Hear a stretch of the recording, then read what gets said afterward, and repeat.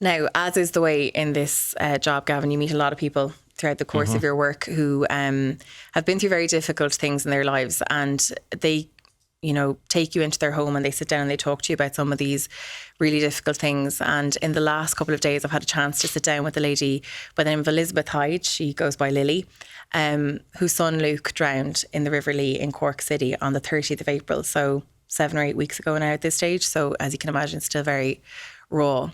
One of the most devastating sides to her son's death was the fact that as he died, people stood by the river with their mobile phones filming his final moments. And, that footage was then circulated in the aftermath of his death, or even on that evening itself. I just wanted to take a listen to some of the conversation that I had with Lily Hyde last week. Someone could have tried, it would have taken maybe the sting of what happened away if someone had tried. They didn't even throw in a life buoy. All they were doing was video and streamlining videos. And when you hear that people stood by filming your son as he died, yeah, how do you get your head around that? I can't. I just can't get my head around it. What's happening to people? What have people become? What have people become in this world? Because listen, the Ireland that I grew up in, you would never hear anything like that, I just want to say thank you, obviously, to Mrs. Hyde for taking the time to talk to us, Gavin. But just to kind of get into a conversation with you about this, you'd heard obviously about this story at the time, but then you saw the interview with Mrs. Hyde. Yeah, and the point actually that really jarred with me, and I'm glad that you included in the extract that we just saw, was to mention that whatever about people not, trying to come to his aid or sort of jump in, and you always want to think the best of people and presume that no one jumped in or tried to help because no one was skilled enough. There was no qualified lifeguards, no one who was a strong enough swimmer who sort of felt like they could intervene in the situation. But the idea that nobody threw in a life buoy, like that is the most, you'd like to think it's the most basic, but also the most passive thing you could do to try and help the situation. And the fact that everyone around was apparently so preoccupied in documenting a difficulty or a tragedy unfolding before them, whether they knew it or not, but that no one had the presence of mind to go, there's a life buoy in a box here, let's throw it in and try to save this person. Like, that's the most jarring thing of the whole thing, I think. It is. And I suppose to say, because I sat with her for over an hour, and of course, as is the way, the news piece ends up being 2 minutes, Yeah. And another thing that just kind of didn't make the final edit was just some of the detail of how she found out what had happened to him. She was at home and she heard the helicopter, the Coast Guard helicopter flying over her head. And she thought to herself, oh gosh, somebody's gotten into difficulty. God love them. Like, I hope they'll be all right. God. Not realising that it was her son. And then to get the call, she tried to ring him because he was due home and he was living with her at the time, and he had cut the grass for her that morning before he went out. And, she said to me herself that day that he had been an amazing son and had always been great to help her around the house and do the few jobs for her. But she tried to call him at around 7 o'clock that evening. And when he didn't pick up and the Coast Guard helicopter was flying overhead, she said she instinctively knew that something was not right. And she runs down Shandon Street in her bare feet to try and get down to the river. And she stopped and don't go down there, she was told.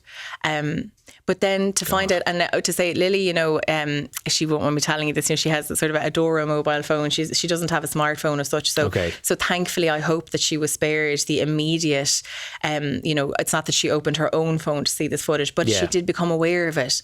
And people around her became aware of it. And people that were close to the family and close to Luke were aware of the fact that these videos and these images of his final moments were being circulated online and in WhatsApp groups, Gavin. And her call now to the Justice Minister is for Luke's Law, which would prevent the filming and sharing of people's final moments. Yeah, which is, on the face of it, particularly after you've heard from Lily, and I'm glad that we've had more of an opportunity to share some of the clip here and not just be limited to the unfortunate limited time that you have in a news bulletin.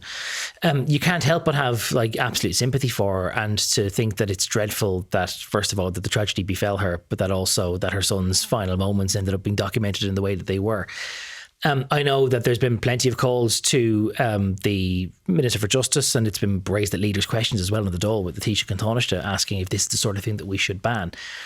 And much as you'd have sympathy for Lily in a case like this, I'm not sure if it's the thing that you can actually, if it's a thing you can criminalise or ban outright, because no one would agree that it was in good taste for people to stand around documenting this person's final moments. Like, and I can only hope with naivety that nobody realised that he was actually, you know, not waving but drowning, that this was going to be his final moments and that they didn't want that to be documented.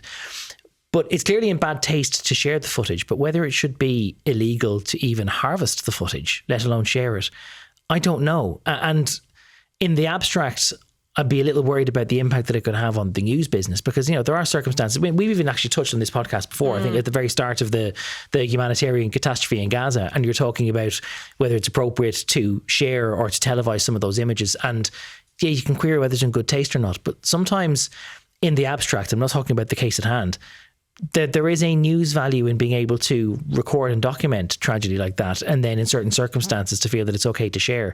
And much as I have a huge amount of sympathy for the case at hand, I don't know whether making it illegal is the right thing to do, because I don't know if you can just criminalise bad taste. Well, look, I think there's kind of, there's two parts to this. There's the filming and the sharing part of it. Yeah. Okay. And I accept that, you know, there's an element of sometimes filming things can add to evidence later in a case and in a trial. And sometimes there's a value to be added to that, even though it is in poor taste to stand there filming somebody in their final moments. Yeah. What I would say to you though, is the sharing element of it. I think that's a totally different story. I think the idea that, you know, I think, you know, we talked in the beginning of the war in Gaza about the fact that, and I was very open in saying here on the podcast that I felt that the sharing of dead, naked infants in Gaza at that time on social media, I found that to be in poor taste, because at the time I felt that like, why doesn't that child have the right to dignity and death as any other child would? Now, obviously, subsequently, time has gone on and people have, you know, realised that the greater emphasis is on highlighting the genocide and the situation in Gaza. Yeah. But when we circle back to this in particular, you know, we talked about the fact that we are held to certain standards as news organisations in terms of the imagery and the pictures that we can share. And so there is a benchmark in terms of taste and decency that already exists in that sphere. So I don't understand why we can't move forward as a society and have a benchmark in terms of, like, I don't know why we even need to have a law for this, by the way. I don't know why it is that as human beings we can't reach agreement that actually sharing a video of somebody dying like that is just not okay. But if it takes a law, if that's what it takes, then, you know, maybe that's what needs to be done. I don't know. And again, I agree with almost everything there, that like I think we do have a societal agreement that in good company that you would never take or share footage such as that, particularly.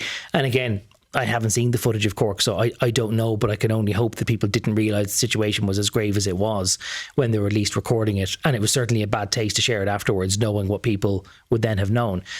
But there is already a societal benchmark for what is appropriate or in polite company to share and what isn't to share. And I just don't know about But I think the point that Lily's making is that people have lost their way with that. That's the point. And I think that actually her point is that perhaps we need a law to sort of, I don't know, refocus minds. Yeah, I think it would be a really dismal reflection on society if we did have the national discussion and we decided that actually you needed to enforce good taste by having a law against it. But I mean, then again, I suppose there was a point, you know, now one of the consequences of Coco's law is that you can't share intimate images of somebody without their, you know, their prior explicit approval. That wasn't always the case. You were able to do it in law with no sanction, and yet it was always in bad taste or like a bad moral idea to do it. So we've already decided on that front that yes, it was worthy of criminalising, and maybe this is the next step. But I just think if we do have to go that far, it's just a really dismal reflection on society that we needed a law to criminalise what is pretty evidently bad taste anyway. Well, for his part, the Justice Minister has said that they have no plans to make changes to the law at the moment. But a spokesperson for the Minister said that he would consider meeting with Elizabeth Hyde to have that conversation. And, you know, she was very clear in saying in our report the other night that she would like Jim O'Callaghan to meet her, look her in the eye and step into her shoes and tell her that if it was one of his own, would he not change the law?